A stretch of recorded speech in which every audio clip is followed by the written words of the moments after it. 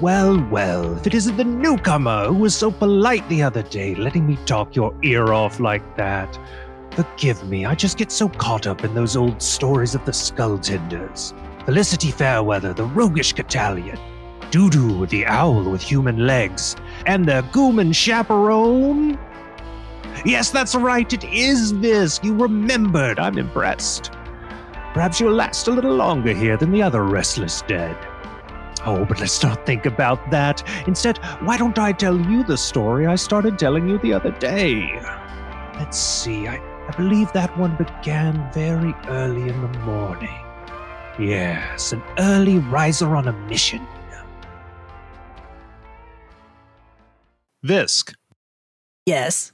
You're scooting your gelatinous body along through a long, narrow pipe. Yeah, it's not just any pipe, though. It's the state-of-the-art Goomatic tube personnel transport system that runs all over City Hall and throughout Ghost Town. Although, since you've never left City Hall, aside from your stressful mission to the land of the living last week, you were taking that last part on faith.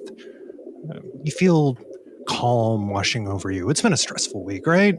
Right. Yeah. It has. Yeah. You were moving confidently and easily through these tubes, choosing forks without hesitation, and it's only when you have the thought that you seem to know exactly where you're going that you suddenly realize you have no idea where you're going, or even where exactly you currently are. Uh-oh. Wait, what?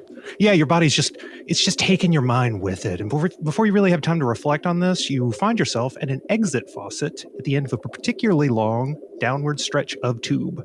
You almost just spill right out. It comes suddenly. In fact, make a dex save. 11. Oh, not enough. Some of you dribbles out. Where am I? Well, that's the thing. Now you get to find out. But the part of you that dribbles off does immediately evaporate. Very painfully. What? And once you get over that, the first thing you notice about this room is the light. Because it is entirely unlike the pale green illumination of the Eversoul. This is something you've never seen in person before. This is daylight. And not just any daylight. This is bright, painfully bright, actually, coming from a fist-sized hole in space floating at humanoid eye level on the other side of the room. Wow, what the hell? Yeah, make an Arcana check. 16 plus 3. Oh, fantastic. So 19. That's wonderful. So, with your clever knowledge about this type of shit, you realize that is a freestanding portal to the surface of the sun. The heat and brightness are just unbearable. It is quite literally the brightest thing you've ever seen. Why do we have a freestanding portal to the surface of the sun in a room here? Well, that's the thing. It's really easy now to see the thing in this room that you can't stop looking at once you start looking at it, which is a tall skeleton with long, thin horns. It's pinned to the wall like a butterfly by long silver knives, one through each eye socket, one in each wrist and ankle, and one through where its heart would be. The knife through its absent heart is connected to all the other knives by thick iron chains. Holy hell! Yeah, as you take this all in, there's just the slightest rattle of the chains as the skeleton's left pinky finger twitches. Instantly, the portal opens wider, letting in even more blinding light, even more unbearable heat, and all 7 knives rattle their chains as they drive themselves deeper into the creature's eyes and hands and feet and heart. And Visk, you are pulled backwards through the pipe at nauseating speed. It is terrifying. You can feel the tube you're in closing up flat inches behind you. And you are just getting yanked upward and upward and upward, and finally you are spat out somewhere in a loose puddle. Roll for dignity. Oh, that's I have -3 to dignity, I think. Okay. That was a 5. Wow. Oh, wow. Boy, well, I was joking, but we played it out. Yeah, you hit the surface of the roof, and you get some gravel inside you. I guess this is a fucking gravel roof now. It's gross, and you look... Oh, the texture. Yes, there's a grittiness to it. You feel you understand how chickens use these to digest corn now. Something you'd always wondered. I decided. Yeah. You hear the slight creaking, and before you is an enormous brass bird cage, at least 30 feet tall and 10 feet wide. It's creaking softly as it hangs in the air about a foot above the roof of City Hall, which is where you now find yourself. The long vertical bars of the cage are spaced far enough that even someone not made of goo could easily walk through them. There are perches all throughout the interior of this enormous cage, and in front of one of them, a child-sized mahogany desk is raised to eye level, and perched to this desk is a skeletal parakeet with green feathers and a little black tiara. Your vice mayor and mine, it's Planchette! Question, have I ever been to Planchette's office before, like just in my career? Absolutely not! Whoa! Yeah, this is new. Wow. And it's amazing, and it's evocative because she's backlit by the comforting, familiar, much more autism-friendly soft lighting of the Eversoul, the enormous pale green sphere floating in the waters of Bitter Bay at the south end of town. And you suddenly remember you were in the tube at all because you wanted to come talk to Planchette. Hi, Planchette. Hey, Visk. Thank you for taking the time to see me. Where were you? What was that about? You get lost? You see some stuff you're not supposed to? None of your business type stuff? You go wandering? I don't know what that was. I don't want to know what that was. Yeah, don't worry about it. That is a whole lot of not your problem. I would love to not have that be my problem. Anyway. Yeah. Well, we'll see. Who can say? What are you doing, honey? You seem rattled. Yeah. About last week.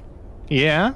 I feel a little unmoored from it all. I get pulled away from my desk to go on this absurdly dangerous mission that is far outside my skill set with two complete strangers. Destroy a necromancer with no prior training. Get exploded. Worst pain of my life, by the way. And what? No mission debrief, no explanations, no counseling, no manual for these new magic powers I just happen to have now. Just go back to work, Visk. I expect a report on this by Friday, Visk. Okay, let me take these from the top. Okay, number one, you're the one who flagged the scrub fuck file, so that's on you. You're the one who put yourself forward on that. Punished for doing my job. Okay, I get it. Yeah. Number two, you showed initiative and it was rewarded with new responsibilities. Number two, necromancers are dangerous. You are also dangerous. What? As we get to point three, you got magic powers. Good for you. I don't really see how that's my responsibility. But you're telling me I'm supposed to sit at that fucking desk again after going through all that? Well, you tell me. Do you want to do that? I can't. It's not the same. Oh, I'm sorry. I thought it was all dangerous and frightening. Here's the thing. The texture of reality feels different now, Planchette. It's like the saturation and the contrast levels of reality, of existence have been tweaked. But I know it was always like this. Like, was I colorblind before? Like, it's not literal like that, but was I not paying attention? How did I not perceive this for 99 years? Okay. And Visk stares at their translucent, goopy hands clenching and unclenching and try to collect themselves. Okay, well, so what do you want? Do you want to go to the desk or not? I don't know. Look, whatever ayahuasca trip you went on with reality text, again, not that, honey, that's not me. That's you, that's your personal time. Figure it out. If you want to do more... Just put yourself forward. I thought that's why we are having a meeting today. No, yes, what happened last week was the most terrifying experience I've ever had, and I need more of it. Fantastic. Oh, that's so wonderful. I don't understand this. Yeah, okay. I'm not supposed to sit at the desk. Right. I feel. Right. I got it. So you made that clear. Understood. You don't want to do that no more. Right. Great. I mean, but you're gonna do some other stuff too. Okay. It's a compromise. It is fortunate that what you wanted was what was already going to happen. Yes, yes. So I just had a meltdown for nothing. That's great. I mean, take what you want from it. You know, you've made yourself heard. That's wonderful in a way, if you think about it. Here's the thing. We are reactivating the Skulltenders program. Do you know what that is? No. Of course not. No. So, you kind of do, because it's what you just did. It's mortal souls with a Gooman escort, bringing down necromancers and restless dead in the land of the living. It was tried before, a little bit before your time. It worked for a minute, but then it kind of went to pieces in the end. Some important stuff went missing. That's actually the first thing you're going to be taking care of. You're going to be looking for one of them missing pieces. We had some nice badges made They were so nice. They really like brought the team together. The last team, I'm gonna need you to. There's one of them we got a lead on. There's three. Two of them I don't know, but one of them we got a lead on.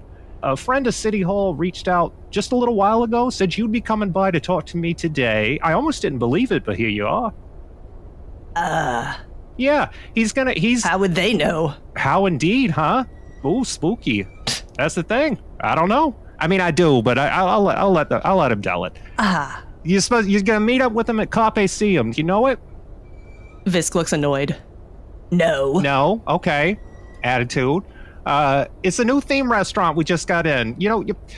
Here. You know. Why would I know that? I haven't left the building. Well, you're okay. Well, you know how all the buildings in town are the ghosts of buildings that were destroyed with some kind of unresolved feelings associated with them in the land of the living? Of course. Well, theme restaurants are actually pretty common in ghost towns since they tend to not do very well in the long term and then invites you bad feelings and your sunk costs and, eventually your poorly disguised arson. If you say so. Yeah, it's brand. Here. Come here, honey. It's brand new. It's up here on the north end. It's the east side of the river. Take a look. And she sweeps a wing out behind her Gage. Visk looks. All right. You get your first real look at Ghost Town, the city you've been working in for pretty much your entire existence.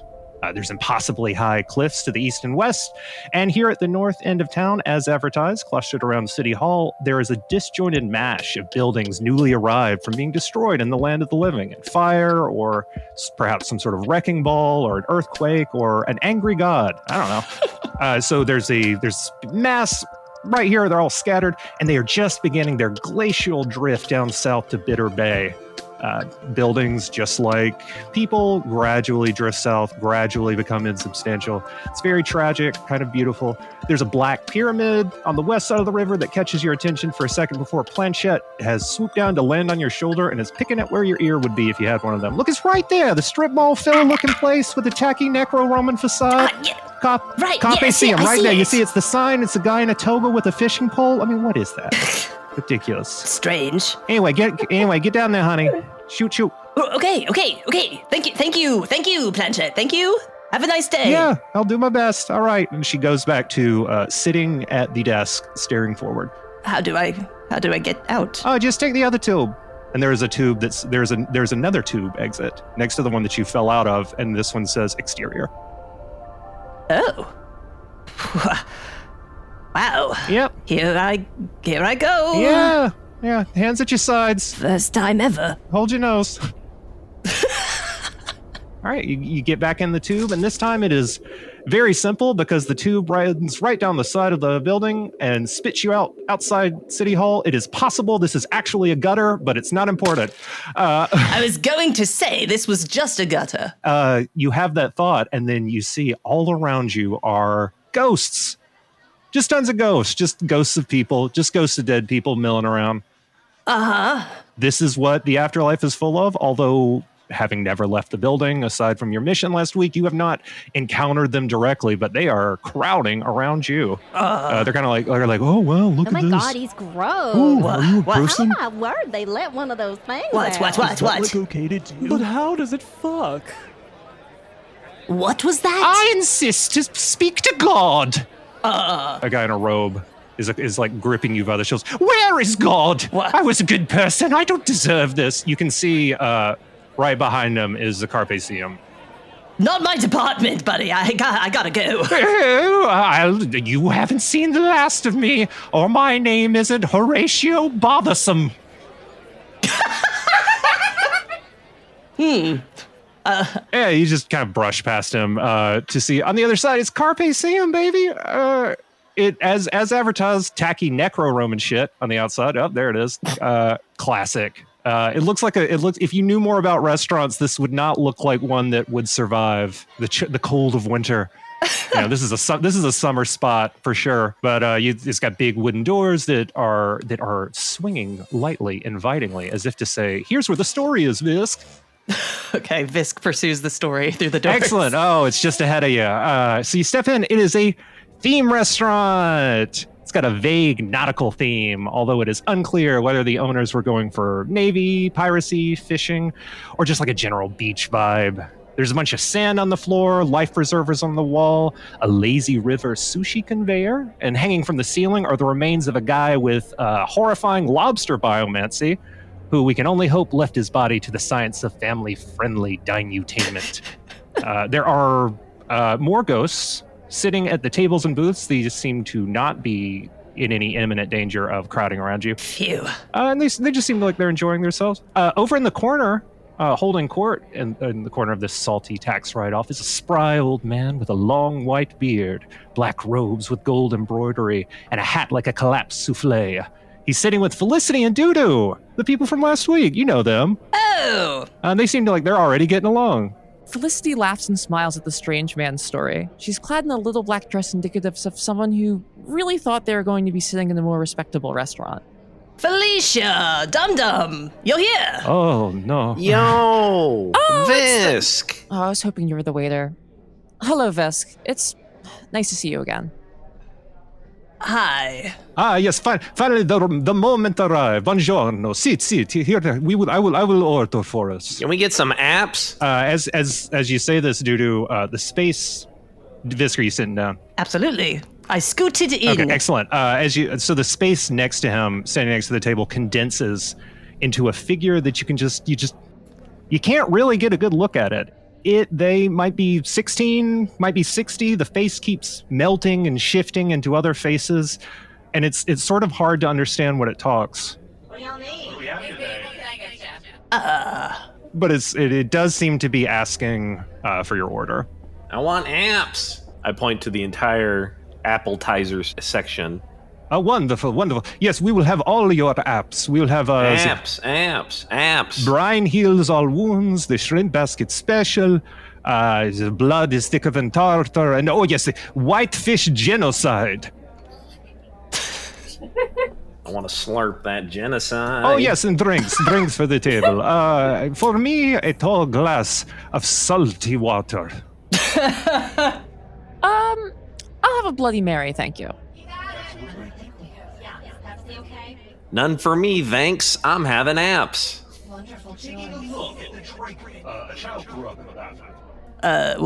What are the options? Here. And he pushes a menu towards you on which there are a bunch of things listed. But as you are looking at them, you are starting to get... Visk, make a wisdom saving throw.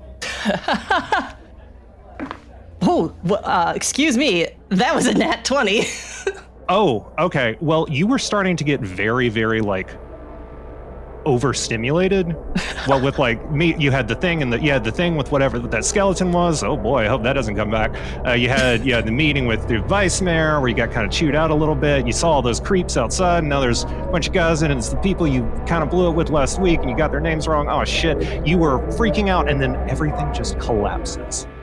And there is only one line on the menu that screams out to you, you have to have this. Mm-hmm. You have to have the tuna special. What? That's all. That's the only line you can read. I'll have the tuna special? Absolutely.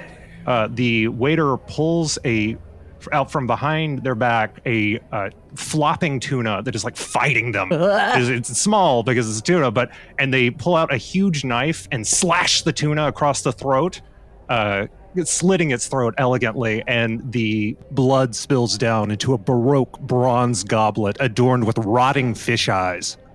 He places it reverently on the table in front of you. Oh, that... Yummy. Fucked up, my friend. It was special. Yes. Can I have a straw? Yes. And he hands you a straw. It's got a little crinkly bendy in the middle of it. Thank you. Visk just kind of leans toward the straw and kind of half absorbs it directly into the center of their face. And since Visk has had very little practice at this, they don't know how to taste. So wherever this liquid is going in there, it ain't going to the right receptors. Do I like it? It tastes like some nutrients, which is to say it is some matter. This is not typically what you fuck with regards to existence. Huh. Yeah, it's probably some omega-3s in there. Nutritious. Anyway, go away, you terrifying homunculus. And he kind of gestures at the waiter, and it melts back into nothing. Doodoo half gets up when he says that and goes, oh.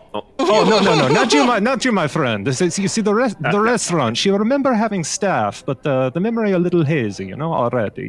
You know something about this, yes, Felicity? Losing the memory, yes? Yeah, I'm familiar. Felicity, make a history check. That's a 15. Oh, good. Okay, so being in here, in this restaurant specifically, in the Carpaceum, there's something about this place, not this restaurant, but the vibe, that it's impossible to say how, but it just feels kind of familiar.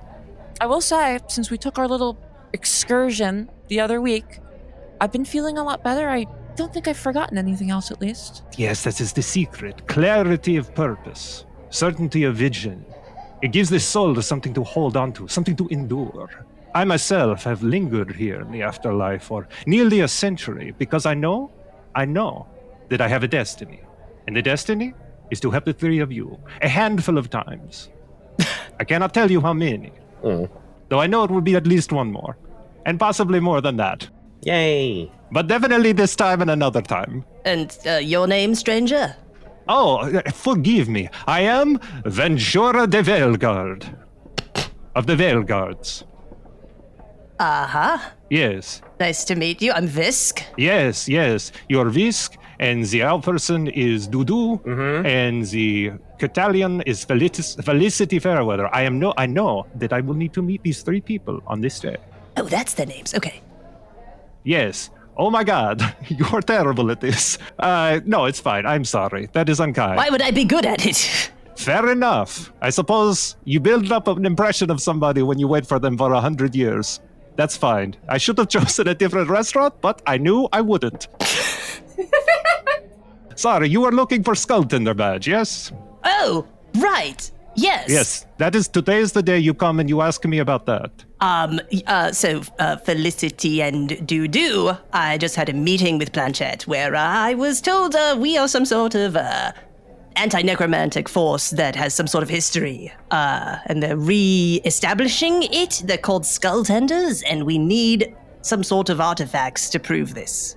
Yes, the badge of blades, worn by the great swordswoman Skulltender, Victoria Veilguard. She began our order of the Veilguards. Do we have to?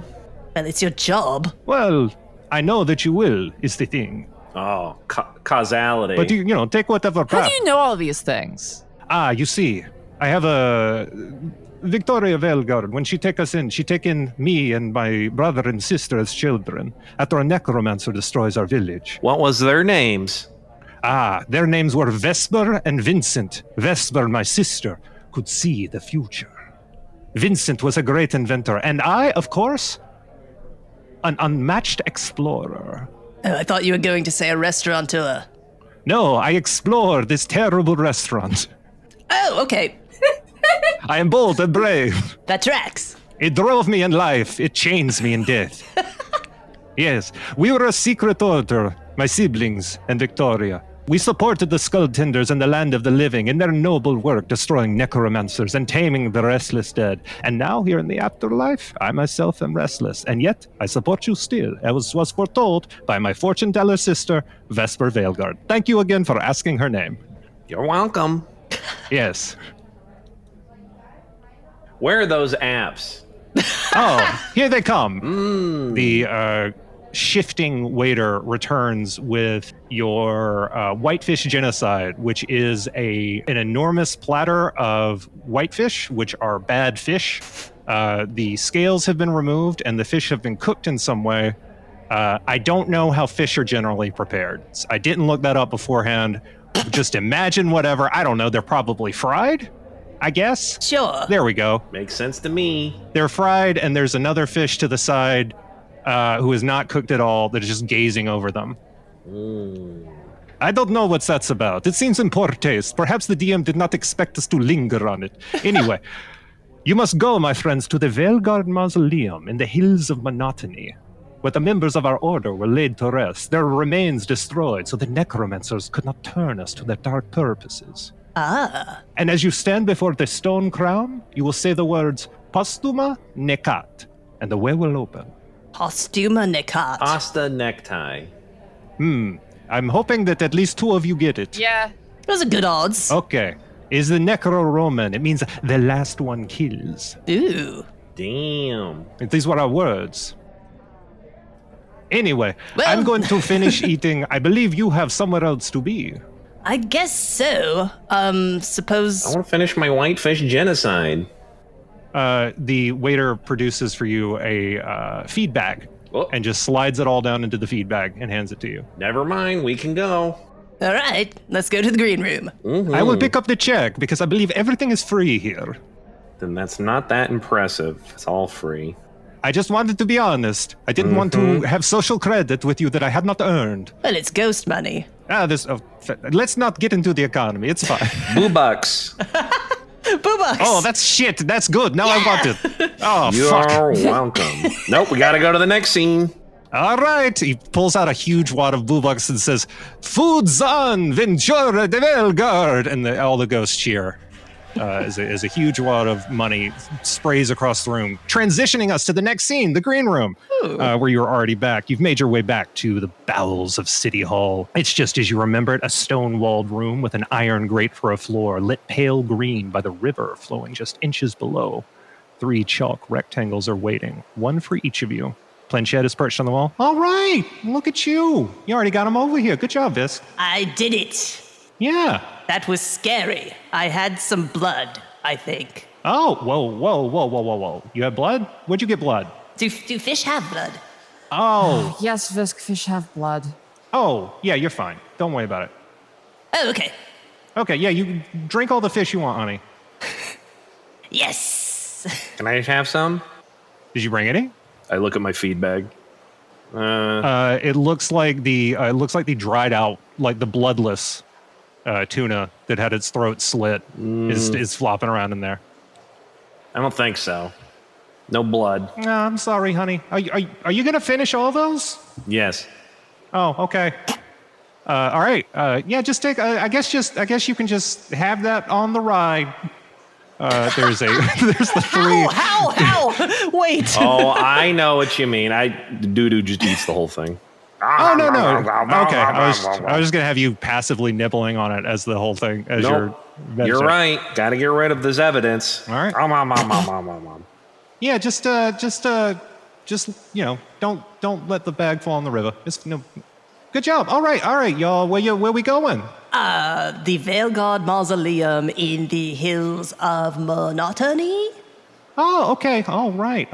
Let me just. And she's like flicking at some little switches and knobs. There's a little screen just over there. Oh, that's cute. Yeah, the white chalk circles continue to sit on the floor waiting for you. Yeah, just get posted up. Everybody in the seat, ready to go. Chop, chop. I throw my trash bag into one of the white chalk circles. Which one? There's one in the center for you, one to the left for Visk, and one to the right for Felicity. Into Felicity's. All right. I ball it up and just throw it in the circle. Net. Felicity gingerly pushes the garbage out of her rectangle with the toe of her shoe while taking a sip of the Bloody Mary she took from the Carpeceum. Oh, you got blood too. How is it? It's, I could use a little more horseradish. What radish? It's not important. We'll talk about it later. Let's get to work. Horses get in everywhere. Interesting creatures. We can't keep horses out of other creatures. I tell you what, it's complicated. Anyway, I'm gonna have to follow up on this. no, never. The wieners are so big. Well, all right. Oh, boy. Gotcha. Here we go. Well, I walked right into this one, just like that horse. All right, here we go. She throws a switch. Doodoo. Yeah. You feel a sense of calm washing over you as your soul travels up, to who knows where. It's hard to say. Probably the land of the living. Felicity, you are grabbed by dozens of small chalk hands that rip you to shreds. It's painful. Just for a moment as the hands come out, there's a split-second memory of, oh yeah, I hate this. Yeah. But before she can scream or react, she's quickly torn apart. Yeah, well, better luck next time, I guess. And then the Visk, the grate beneath you, drops and you fall into the water. All right, head north, honey. Good luck. Yeah, thank you. Thank you again.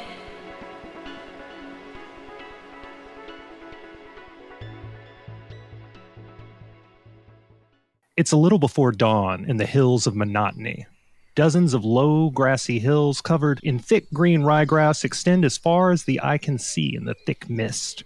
One of these hills is distinguished by a stone slab shaped like a three-pointed crown, with a couple of clumps of red grass growing above it like bloodshot eyes over a muzzled mouth. It faces east, as if to greet the imminent sunrise.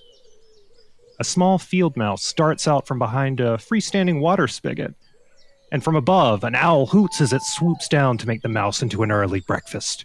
Just before impact, however, his curved talons drop off, replaced by human feet, which stretch out from the body, trailing human legs behind them. Doodoo, make a dexterity saving throw to turn this either into a run or into eating shit. Well, I'm already full, so I hope I don't have to eat anything more. That was a... Oh, that's a 13. Okay. Yeah, you just kind of like jog. It turns into a jog, and you as if you're the evolution poster of the monkey turning into a guy, but you're an owl growing legs and turning into a man who is just kind of jogging. The mouse like dodges out of the way, and it goes to hide in a little nest of grass that it immediately has to flee as those grasses begin to knit themselves together into the rough outline of a Catalian skeleton. As that grim genesis continues, the field mouse scurries over to hide behind that spigot, and the spigot immediately starts vibrating and shaking back and forth. He looks directly at the frame and he says, "Enough already." He pulls out a little hat and a suitcase and he just scurries away, never to be seen again. So we got Doodoo, you're standing up. Felicity, you are forming out of grass that is kind of just stitching itself together. Bugs are coming out, some little bugs. A couple of mouse skeletons are getting pulled into the mix, and it is gradually forming your body. Somewhere in this process, you come into consciousness. It is somewhere between a hangover and a coma you're coming out of. And Visk, you are stuck inside a tap, just kind of shaking back and forth. So as Felicity's half-knit body regains consciousness, she just feels the absolute worst that she has ever felt. She gasps for air. There's no lungs yet. She can feel the moisture in the air. It's like burning the unfinished ends of her eyes and the skin that doesn't quite have the top layer back yet. She opens her mouth up to scream, and a just disgusting wet gurgle is all that comes out. But then suddenly it's over, and she finds herself laying in a field, and the dew is on her face. And it feels rather nice. On the fur on the face. That's fun. That's nice. It's beautiful. Yeah, I'm thirsty too, says Doodoo as he goes over to the tap to get some water for himself. He's going to put his mouth right on it. Okay. Oh, Doodoo, Okay, no. excellent.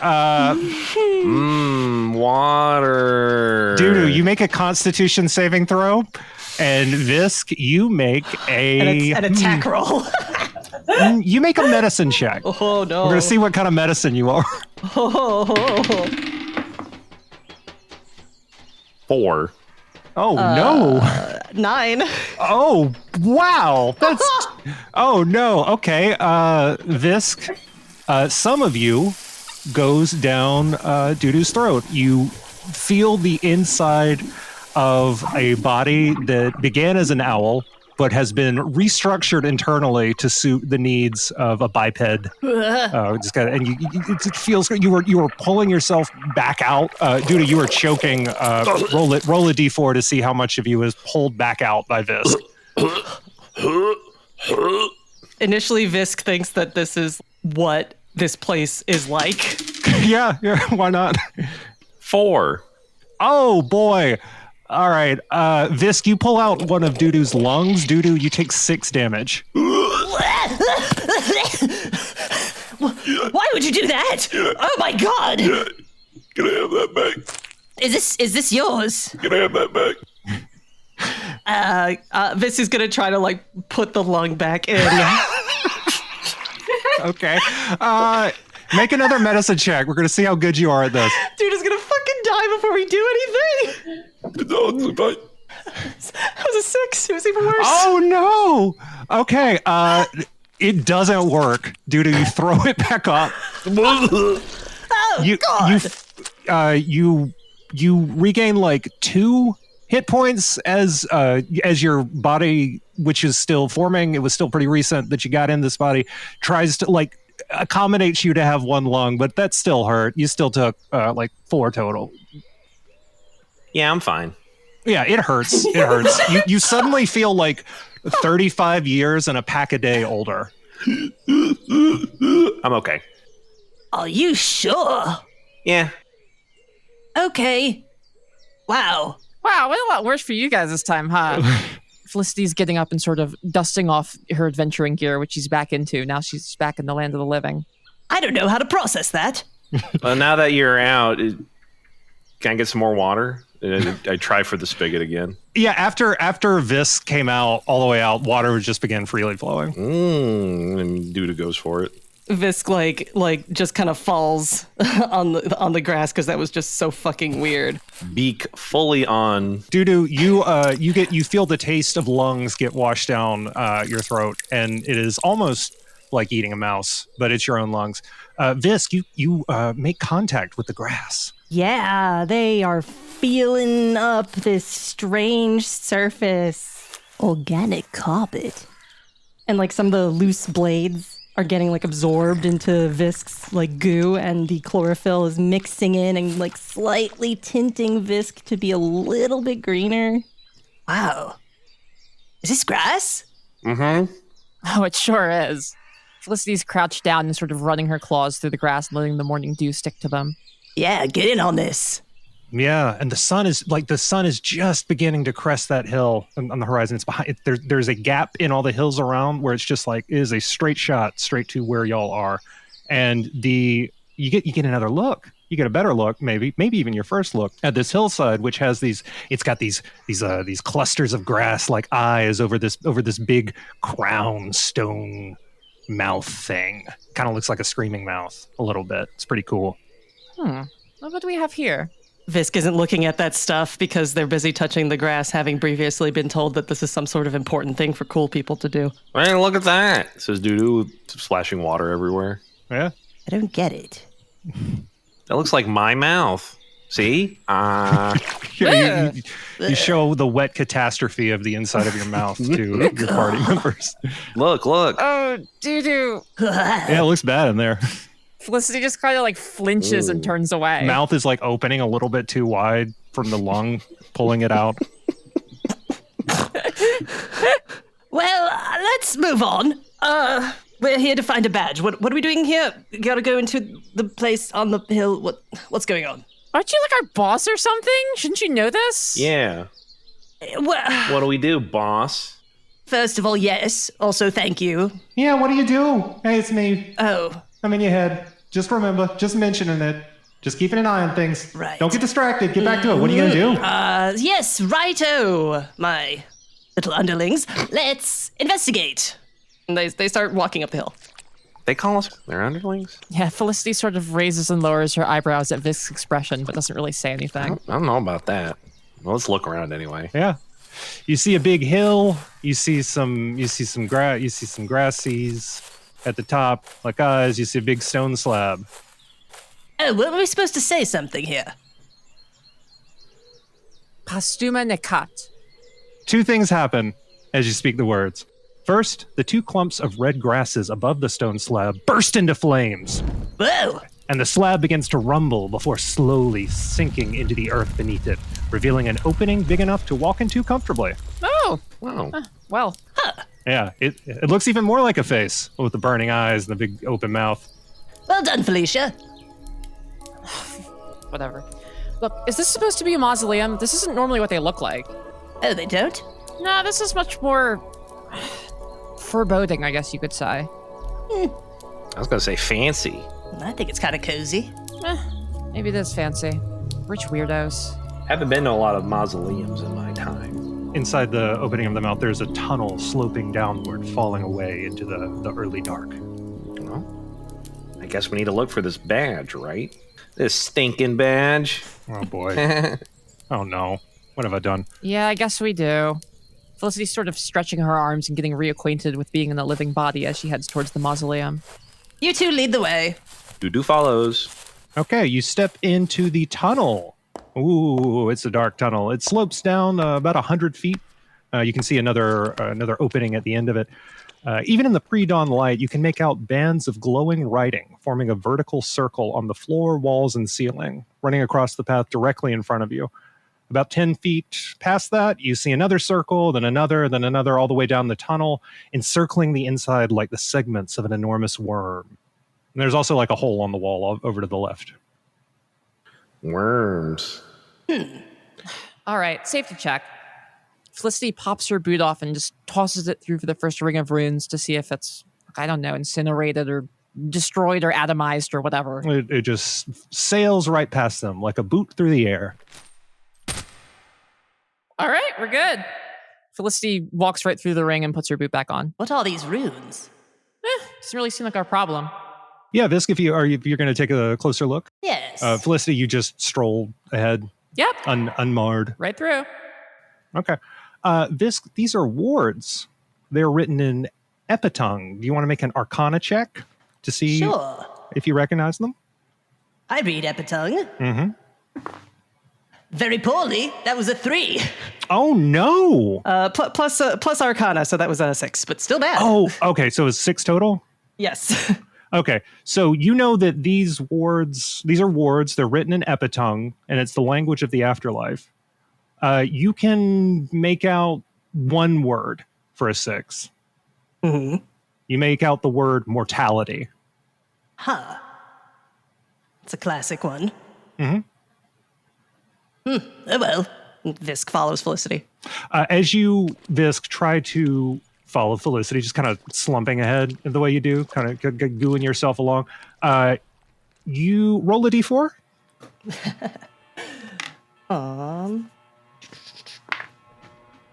1. Oh, cool. Okay, then only 10% of you gets boiled away to nothing as you try to walk over the ward.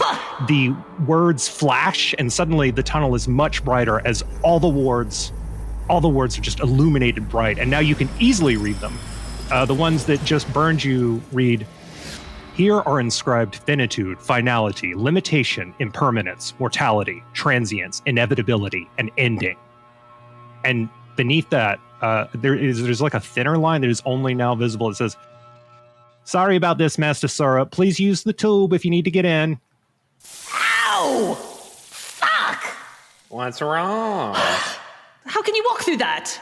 What do you mean? Are you scared of the decor? Yeah. Ow! Shit! Yeah, Visk is like it's like the sizzling and boiling a little bit.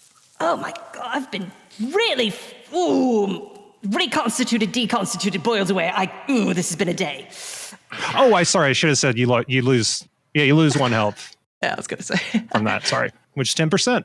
Oh, I coughed up my lung. Get over it. Oh, damn! I'm not going that way.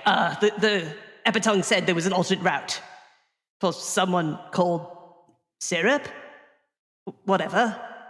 So Visk is gonna look for that alternate route. I assume it was that hole in the wall.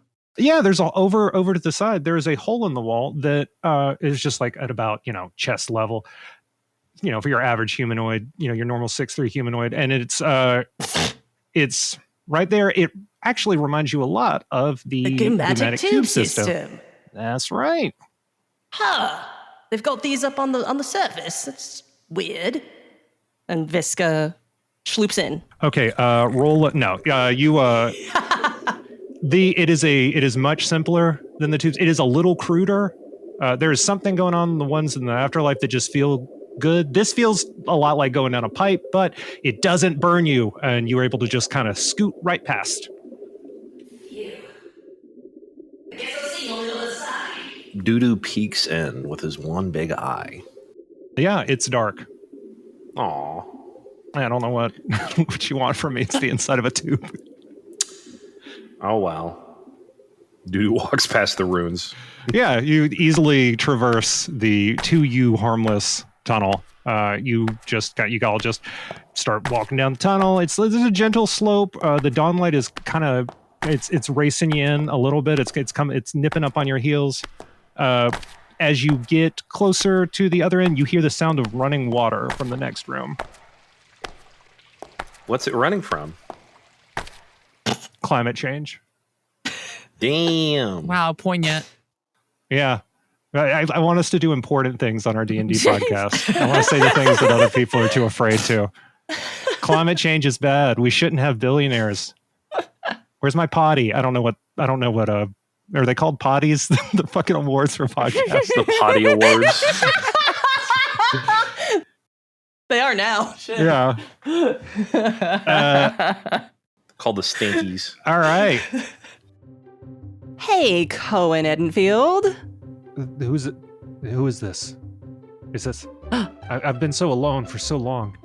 I don't have anyone to talk to. Sorry, I shouldn't have kept you in my basement with a bag over your head. Let me just take that off for you. It's me, Jess. Oh, good. It's Jess. Hey, Jess. O'Brien, my friend, and not a kidnapper. Yeah. I guess. We'll find out. No, it's me, Jess O'Brien. I'm the editor and also I'm Visk. And you're the DM of this here dang show. And we're here to tell your beautiful ears, listener, that we have a Patreon, Skulltenders Patreon. Patreon.com/Skulltenders even.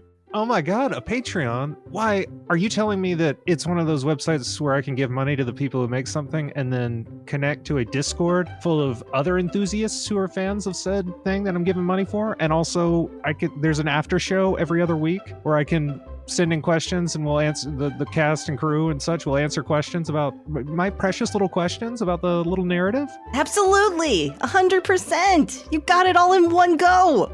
Wow, I sure did cover 2 bullet points in one breath. Oh, Gosh. wow. That's efficient. You can't get that anywhere else but here on the ad for Skulltenders Patreon. Yeah, I'm so glad you kidnapped me at the start of this bit.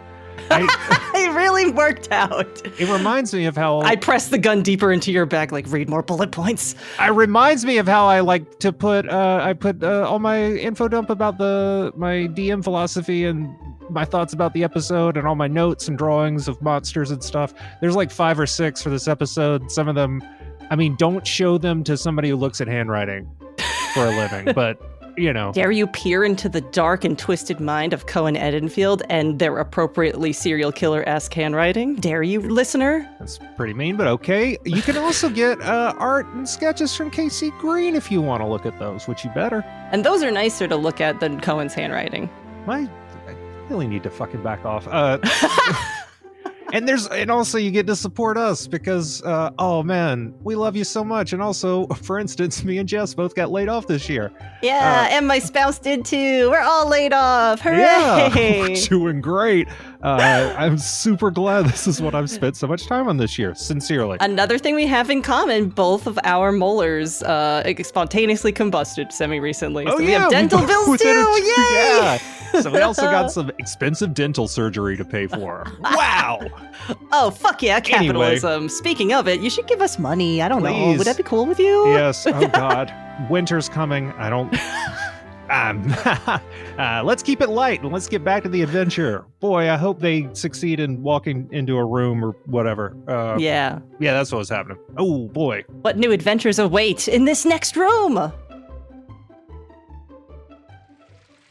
So y'all, Visk, you pop out like some kind of fucking badger popping out of the water, the hole in the wall. You know how badgers are always popping out of things? I'm under the impression this is what badges do. Mm-hmm. Yeah, sorry, badgers, not badges, the thing you're looking for. No, I said badges. No, I misspoke. Badges. Okay, Weird Al's, whatever that movie is.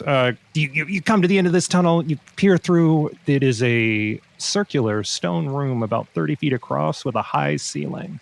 The room looks mostly dark, although the light from outside stretches just far enough down the tunnel to illuminate a symbol that'll be under your feet as you pass through this doorway. On the other side of the room, there, like in the center, there is a large white stone slab that is drinking up what little daylight is reaching it. On the other side of that slab, there's a large fountain with 3 people standing around it, motionlessly. One looks bigger than the other 2, but all 3 are facing you. Hail and well met, fellow travelers. Doodoo tries. Are you in the hallway or still? Where are we at? Where are we at? I'm back at City Hall. I haven't gone anywhere yet. Oh, son of a bitch. Okay. Yeah, you've all stepped into the room, and you see, and they do not respond. Rude. Seems like a classic investigation check. Okay. All right. I've been rolling too much. Someone else do it. I'll investigate. I'm the one who tried. Yeah, go for it. I am gonna after you do that have Felicity make a history check. Okay. Investigation. Okay, but Doodoo, what are you investigating? What are you doing? Why they were rude to me by not answering my call. Okay. Are you just looking at them from over here? Mm-hmm. Okay. That was a nat 20, by the way. Oh, okay. They are standing stiller than people can. Your owl senses are active. You've got better dark vision than the other two, and you can see that those don't actually seem like they're people. They seem like they are people-shaped objects. Hey, wait a minute. Those are statues. Huh. Yeah. As you step forward, there's a mosaic beneath your feet that you can't quite make out, but you're about to be able to, because as you step forward, two bright shafts of daylight suddenly shine down from the ceiling, illuminating the room. You're immediately able to tell that two of the figures you saw from across the room are indeed stone statues, as you said, and the third is a featureless wooden dummy the size of a person with something small on its chest that's shining in the new sunlight. It's also got a leather pouch on its hip. You can also see, all of you, that the walls of this room are covered in more kinds of weapons than you knew existed. Wow. Yeah. What do we have here? That's a 14 on that history check. Oh, excellent.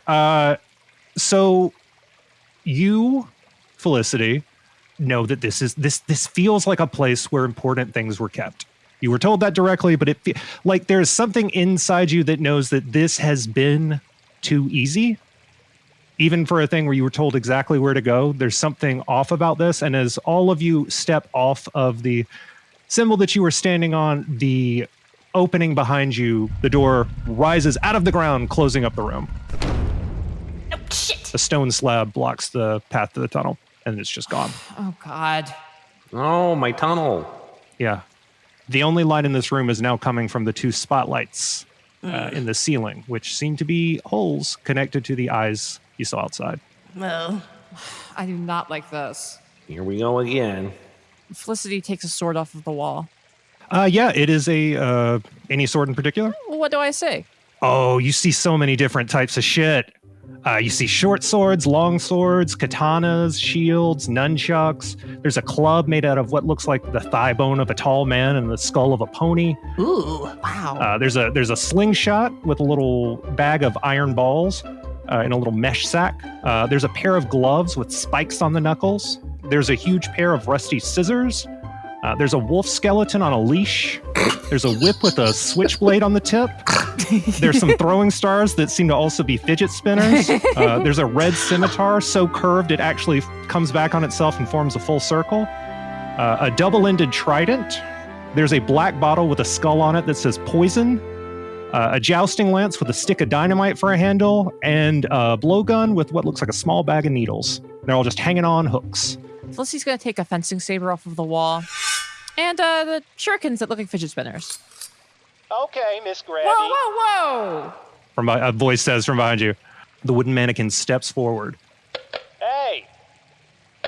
And now you can see it has a shiny badge on its chest. Oh. The badge is a white skull, overlapped by a simple three-pointed black crown. It's the same symbol made up by the mosaic that you stepped onto when you walked into the room. Hello? God, see, this is why I went to get the sword. There is always something when you're in a mausoleum or a tomb and the door shuts. Well, he seems nice. Don't prejudge. Look, are you going to try to kill us? Is this one of those? Oh, no, don't worry. You're going to kill me. Oh. Excuse me? Well, if you insist. The dummy, you hear the voice that you hear, it sounds old. It sounds degraded somehow. It's hard to quite make out what it is, and it's coming out of a little brass speaker where the mouth on this dummy would be. Ooh. Yeah, so hey, what's up? How's it going? So it's Visk and Doodoo and Felicity, right? Yep. You got the three of yous? Right. Our Right. reputation precedes us. Well, sorta. Who are you? Oh, okay, so I should make something clear so you understand. You were listening to a recording. Oh. Yeah. But don't worry. I hear you. I heard your sigh of disappointment. Because, so my name's Vincent. I made the doll, you can see. And the doll, like, gestures at itself. You're listening to a recording that I made with my sister Vespa's help. She's telling me what you're saying, and I'm responding to it from 100 years ago. Wow. You see what I'm saying? So you can still understand us. Yeah, absolutely. Information's kind of a tricky thing in a game. You got to be careful. You got to be careful. Who knows what when? That is incredible. Anyway, you give it a badge, right? And he taps the little badge on his chest. Oh, yes. Yeah. So we are. Yeah. You want it used to belong to her. And he gestures at the 2 statues that. Which one? Which ones indeed? One is a woman with long hair and a slightly sardonic expression. She's wearing plate mail armor, but from the way she's standing, you can tell she carried it effortlessly. Standing next to her is a statue of a frankly enormous man with a long beard. He has huge pecs, huge biceps, shredded abs. He looks fucking strong. And there's a fountain splashing between them. Yeah, those were the Skulltenders. There was Victoria, and Master Pexus, and Master Syrup. He's a fountain. Oh. You know, I tried to carve stone that looked like it was moving, but, I couldn't. Too much. Clever solution. So Syrup was a gooman? Yeah. Oh, very clever solution. You know that, right? That the Skulltenders have a gooman For portraying... Oh, yeah, I see. Sorry. I thought you meant for dealing with mortals. I was like, bleak? Okay, sure. I mean, yes, but... Thank you. You know, it's nice to know that my work will be appreciated 100 years after I'm dead. Anyway. 100? Wow. I'm as old as you. Almost. Yeah, except I'm dead. But by the time you're listening to this. The device I'm speaking to is a century old and still functional. Uh-huh. That's incredible craftsmanship to have this mechanism last since I was just a little tiny slime. Okay. That's fun. Yeah, I suppose. Yeah, you know what? If we're having fun, that's great. All right. Can we have that badge? Oh, sure. You just gotta earn it. Oh, man. Always a catch. Hey, yeah, this one's eager. And he points at your, what'd you pick up, a fencing saber? Yeah. All right, let's do it. Choose your weapons. Let's go. Who's gonna get the badge? I'm excited. I know who's gonna get it. But you don't. It'll be fun. Are we fighting you for it? Yeah. Huh. Oh, okay. Okay. Can we get a listing of those weapons again? Why, certainly. Why? There are short swords, long swords, katana, shield, nunchucks. There's a club that looks like it was made out of the thigh bone of a tall man and the skull of a pony. Dibs. There's a slingshot and a bag of iron shot. A pair of gloves with spikes on the knuckles. A huge pair of rusty scissors. A wolf skeleton with a leash. A whip with a switchblade on the tip, throwing stars that are also fidget spinners, Felicity got those, a red scimitar, so curved it actually forms a circle, a double-ended trident, a black bottle with a skull on it that reads poison, a jousting lance with a stick of dynamite for the handle, and did somebody already grab the blowgun? No. No. Oh, then a blowgun with a small bag of needles. Dibs on the bony thing. Look at that. Which one? Do you want the club that's made of the thigh bone of a tall man and the skull of a pony? Or do you want the wolf skeleton with a leash on it? They're both lovely, but I think a little more tactical is the club/mace thing. Is it a mace or a club? It's a club. Okay. Great. That is intriguing. I like this one. All right, Visk, you take it down off the wall. Felicity, you've got your fidget spinner stars and your fencing sword. All right, Owlman, what you got? Can I get a... That skeleton with the leash is pretty cute, but I'm really feeling the slingshot. I'm really feeling my Dennisy Menacey needs with the slingshot. So all right. Count me in for the slingshot. All right, help yourself. Go ahead and take that down. So what's the win condition here? You're not alive, obviously. How are we supposed to defeat you if you're some sort of inanimate golem? Well, it's a room full of objects that were designed to do harm. So we're just supposed to destroy you utterly then? You are trying to get this badge. I am telling you, you gotta beat me to get the badge. Okay. How you go about that? Rock on. Vincent? Yeah, that was my name. Now dead. I mean, I can still call you your name. Anyway, yeah. If you know who's going to win, why are we doing this? Because it's a test. But you know how it goes. Yeah, but you still gotta do it. You know what? So the test is invalid in a way. Hey, Visk, do you know how the story of just about everybody's life ends? Sort of? Statistically? They die. All stories end at the designated places. Some things are written, but you still gotta play them out. Okay. Yeah, Now that I agree with. this guy's gotta figure it out. Mm-hmm. Well, if you say so. All right, whatever. Let's get to work. Yeah. And she's going to whip one of the shurikens at the badge. All right, let's roll for fucking initiative, you pieces of shit. Let me take that again. Yeah! That's us! All right, let's roll for initiative. Initiative roll. All right. Oh, that's bad. I got a 4. Okay. I'm too busy being just admiring this Doodoo. bony weapon. I got a 15. Okay. 15. I got a 10. Doodoo, you're up first with that fucking slingshot. Okay. I'm gonna. All right, come on, Al, man. I promise, it's not gonna be as bad as the motorcycle. I'm gonna take aim at your mouth. What, you wanna hit me right in my sweet little mouth? Mm-hmm. Yeah? All right, fuck me up then. Come on. Come on. Okay, so the way we're gonna do it is none of y'all have proficiency in any of these weapons except for Felicity, who grabbed a sword. So, Doodoo, you're going to just roll a d20 and add your dex bonus. Okay. 15. Okay. Roll a d4 and then add your dex bonus. 4. Okay. You pull back the slingshot.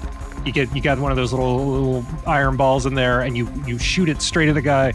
And at the last fucking second, he just like tips his head just to the side, and it whizzes right past, embedding itself in the stone wall behind him. Says, Oh, close. About 100 years too slow, though. Aw.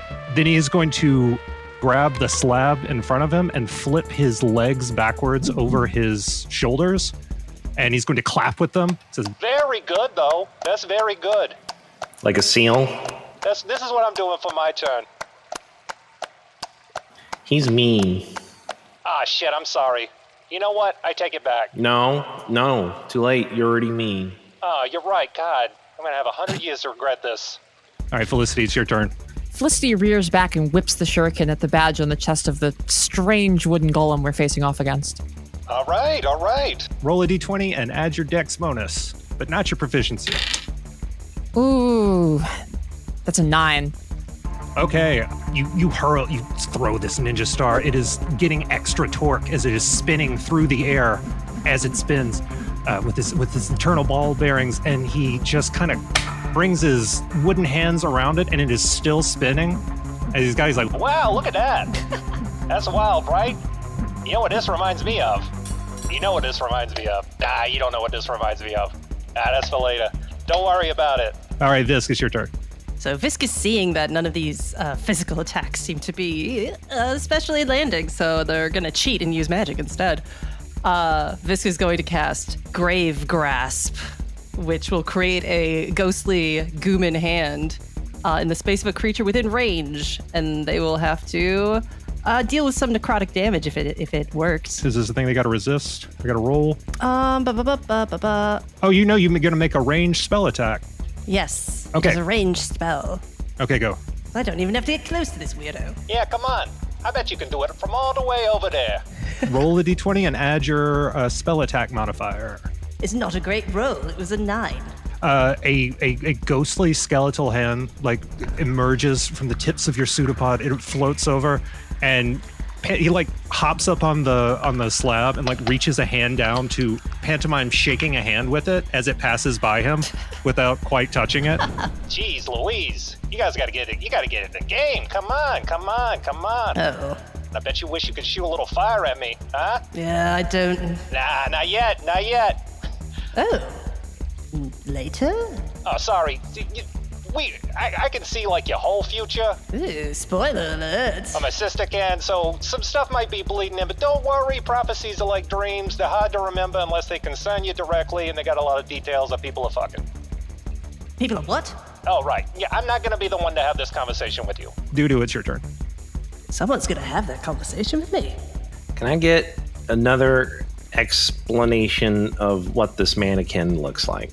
He looks like a wooden life model doll, but 6 feet tall, with a little metal mouth.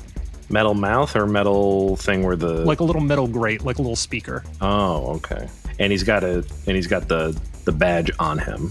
Yeah, it's pinned right to his chest. He's like sticking it out. Okay. Hey, who's gonna take it? Who's gonna be the one to take this from me? Can I get an idea of our surroundings? I can't take any more weapons. Yeah, take all you want. There's tons of weapons. Oh. Yeah. Hey, feel free to switch out. Can I try the nunchucks out? Sure. You take a pair of nunchucks off the wall. These seem nice. These seem kind of good in your feathers, your little feathery fingers.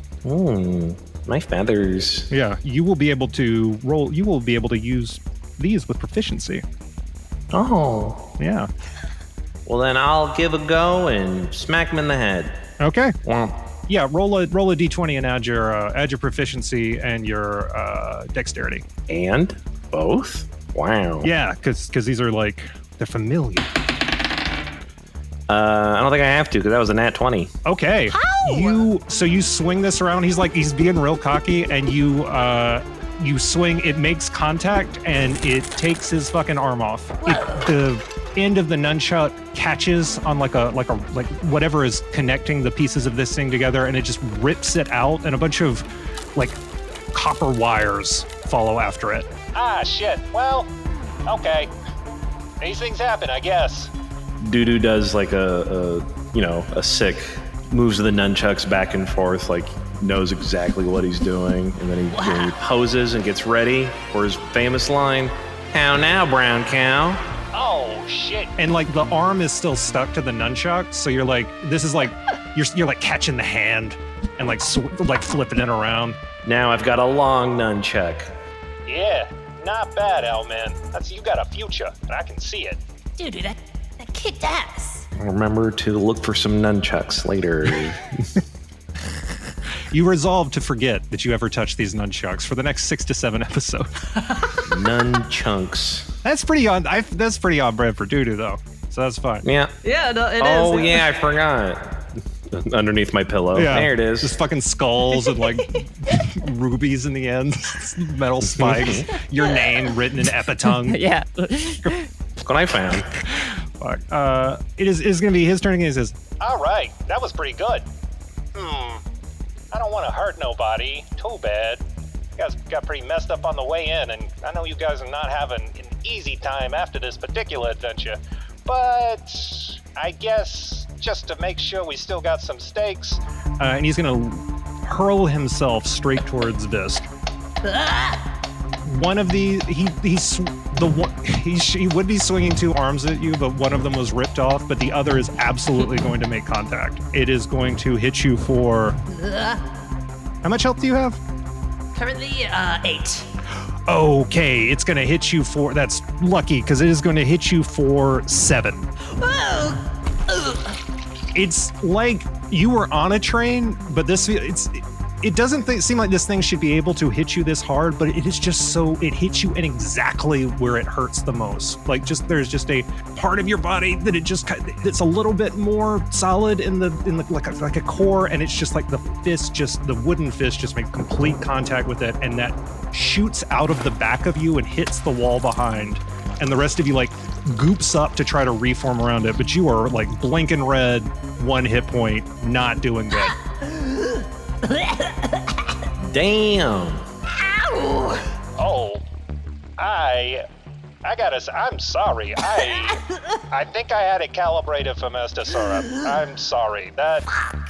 This was supposed to be a sparring. Oh God, I feel bad. Felicity, it's your turn. As Visk writhes and whines, you hear the quickening patter of Felicity's boots hitting the ground as she runs up quickly behind the strange creature and attempts to deliver a blow to the back of its knee to incapacitate it. Okay, make an attack roll.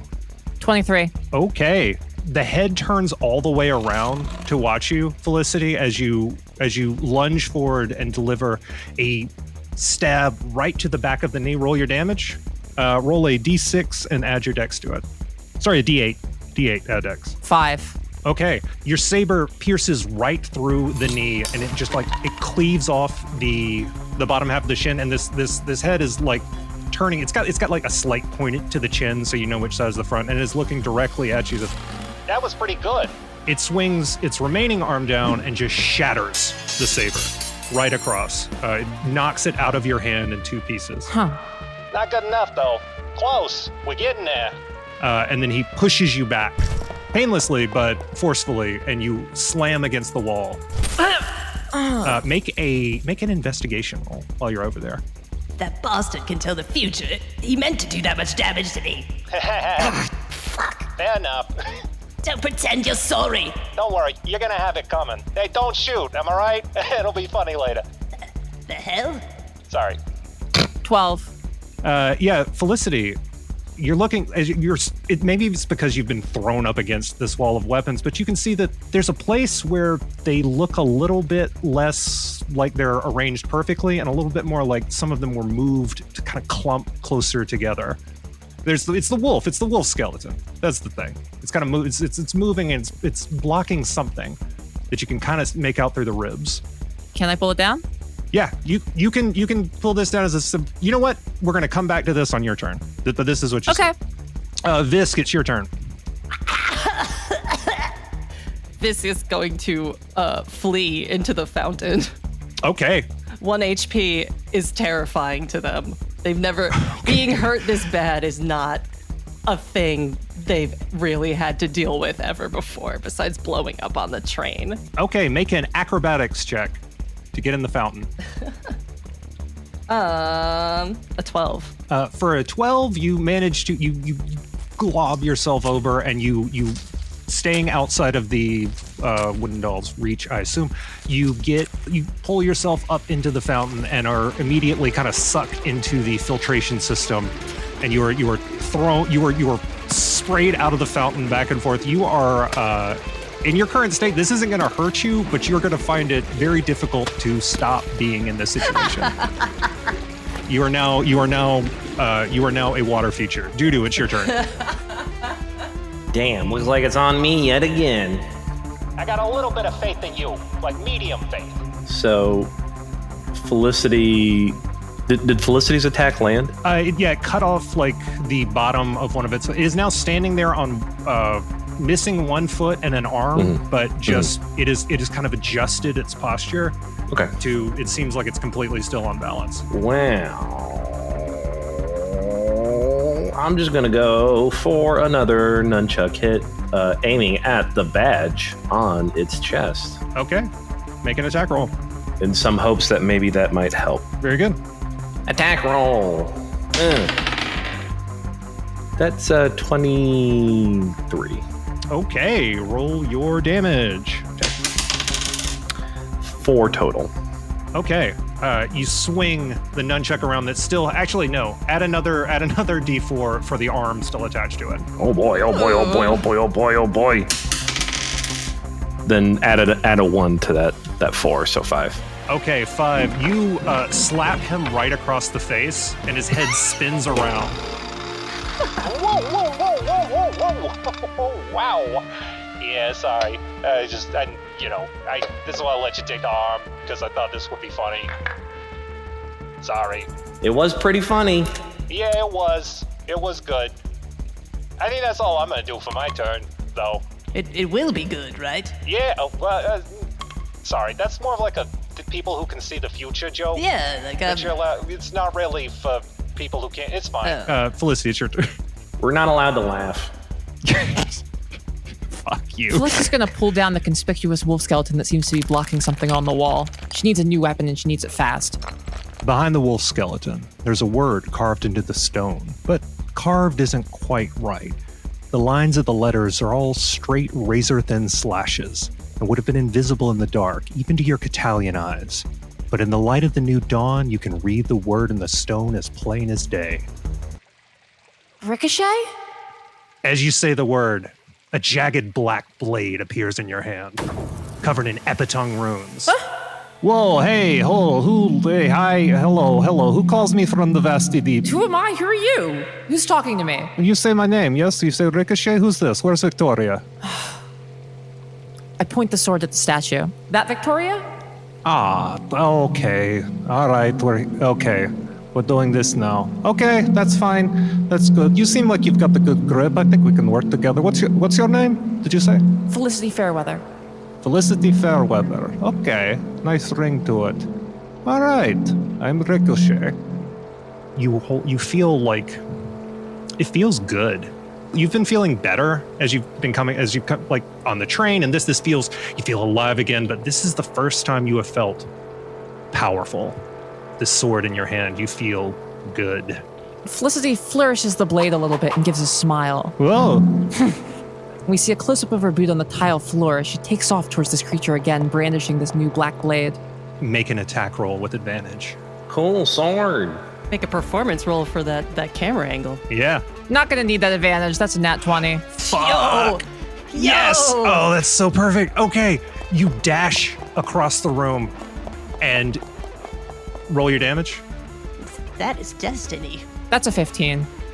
The sword, it calls itself Ricochet, who you called forth from somewhere, makes contact, and the blade sinks itself pretty deep in the wood, just below the badge. It says, All right. You know what? It was lovely to meet all of you. Good luck. And just between you and me, Felicity, when it happens, you're going to wonder why I didn't warn you. And I'm sorry. I wish I could. and in that moment, there is a sonic boom as energy erupts out of the sword like a fucking concussive blast, and the wooden doll shatters into 1,000 splinters, and a badge falls through the air. Make a sleight of hand check. 26. Fuck me. Okay, Jeez. you pull it from the past. You've always had it. I didn't notice. You snatch the badge out of the air before it can even turn horizontal in its fall. It's like it's still there, and then it is in your hand. She holds it up between her claws and waves it at the other two. Cool. Mission accomplished? I'm stuck in the fountain. Help! I got this one. Doodoo goes to put his mouth over the hole and below. We're gonna resolve that it was. Yeah. Okay. Fuck. This is taking precedence. Make a Doodoo. Make a Constitution check. Visk. Make a medicine check again. And while y'all are doing that, Felicity. I'm blowing, not sucking. Yeah. Oh, you're blowing. Yeah. My mistake. Okay. Sorry. Doodoo, make a performance check. Rain. And Visk, make a survival check. I feel like we could both kill each other here. Oh dear.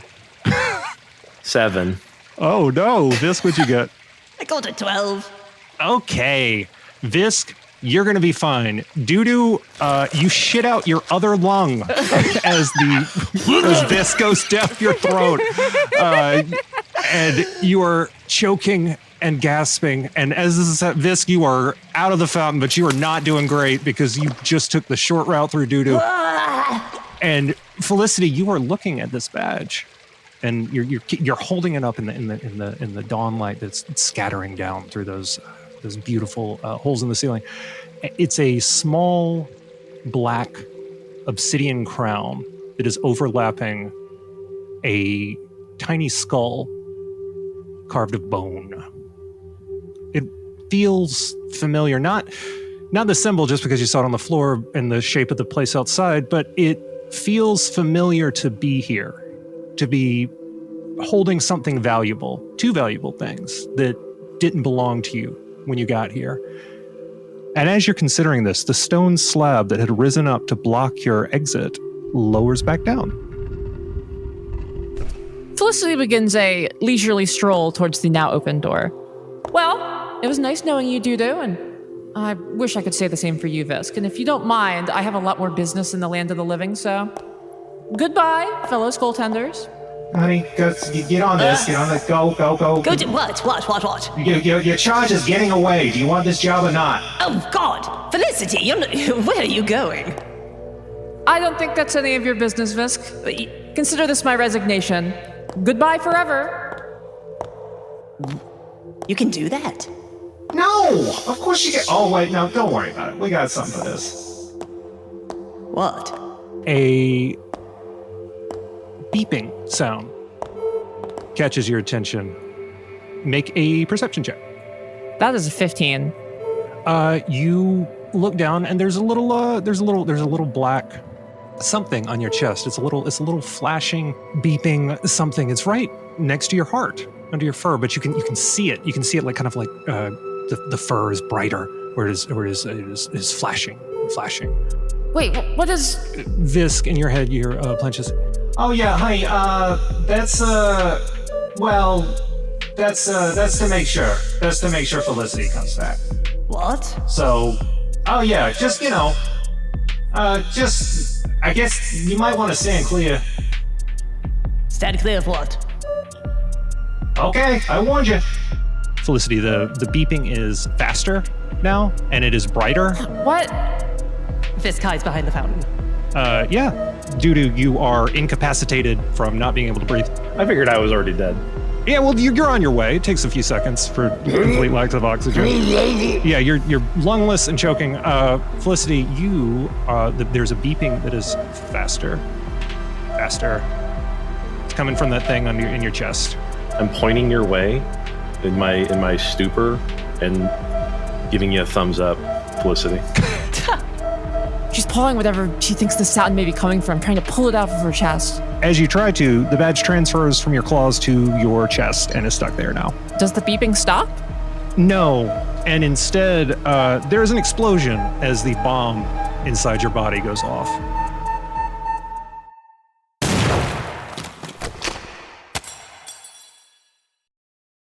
Visk, you are fine behind the fountain. Felicity, you are killed. Doodoo, you are also killed. Your soul leaves the charred, lungless remains of the owl that you were in and floats gently back down to the afterlife. Felicity, you die and wake up in the green room, being stitched back together. Your soul being stitched back together by little hands. Doodoo is right next to you, and after a little while, Visk pops out of the grate in the floor. Oh, you did it! Good job! Did we win? Oh, yeah. I mean, you got the thing, right? What the fuck was that? Oh, yeah, sorry. Ventura warned me that you were going to try to get away. That's how things had to end this time. Sorry. What was that? I mean, we put a little bomb in Felicity because she's the only one who, we can't just snatch back if she decides to stay. So Are you a runner, Felicity? she's got, she's thinking about it. Look at her face. I can see you it. know. Felicity's just like avoiding making eye contact. Yeah, I saw you coming. Naughty, naughty. Doodoo sees her, face and goes, "Oh, Felicity." Yeah. Doodoo, I'm sorry. To you, not to anyone else here. I accept your apology. I would have done the same if I was in the same bomb. Hey, can I get an apology for you trying to, drink me? No. Okay. Fair enough. Well, I see a badge. Nothing else, though. Well, that's good. That's all you need. Good job. Oh, you got the badge. Yeah, you did Hooray. it. Well done, underlings. Got a badge for Felicity and, Wait, when do I get a badge? Oh, Doodoo, you want a badge too? You want to make this permanent? I will simply take out this badge that I have right now. I'm just kidding. That's gonna be a little later. No. Yeah. All right. Something to shoot for, honey. I'm so proud of all three of you. I think it's strange that the manager didn't get the badge first, but whatever. Oh yeah, the Syrup's badge. There's a complication with that. Yeah, don't worry about it. We'll get figured out eventually. Who is this guy? I'm sure they'll find a badge for running and hiding that'll be perfect for you, Visk. Oh, got the rest. Got the rest. Oh, freeze frame. Episode over. Freeze frame. Well, now, wasn't that an intriguing adventure? Felicity Fairweather became the first badge-wearing member of the Skulltenders. Against my predictions, honestly, I thought it was going to be Doodoo. What's that? You say my predictions aren't as good as the wooden dolls? Well, that's hardly fair. I'm trying to protect you from spoilers. Well, all right. I'll give you a little peek. Their next adventure, well, It'll be really exciting. That's awful. This isn't going to help me beat the Crypt Keeper allegations. You've just heard Amber Carr as Felicity Fairweather, Casey Green as Doodoo the Owl, and Jess O'Brien as Visk. Skulltenders is game mastered by Cohen Edenfield, with original music composed by Seth Boyer. Editing and sound design by Jess O'Brien. We hope you'll consider supporting us on Patreon, where you can find all sorts of chilling and original bonus content, including an after show dedicated to each episode. And if not, well, we get everyone in the end.